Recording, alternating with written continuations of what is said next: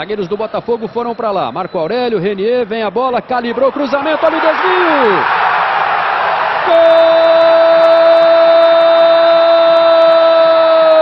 Gol do Botafogo! É dele! É de Everton! 16 do primeiro tempo, abre o rebote do Oziel, emendou pro gol, a bola rebateu, salvou Renier! Olha o toque, pênalti! Mas a bola acabou entrando, o árbitro apitou antes o pênalti. O assistente está dando o pênalti. Vai ter expulsão ali do time do Botafogo, do Marco Aurélio. O assistente está indo lá para dentro da grande área, está apontando para o Marco Aurélio. Ele evitou o gol com a mão, confusão danada. Rafael bate. Palma ali no meio do gol. Fumagalli está autorizado. 48, último lance do primeiro tempo. A chance do Guarani. Fumagalli foi para a bola. Gol do Guarani. É dele. É de Fumagalli.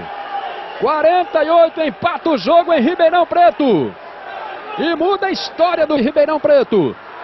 Camilo atravessou a bola pro Clebinho. É agora. Arrumou, bateu.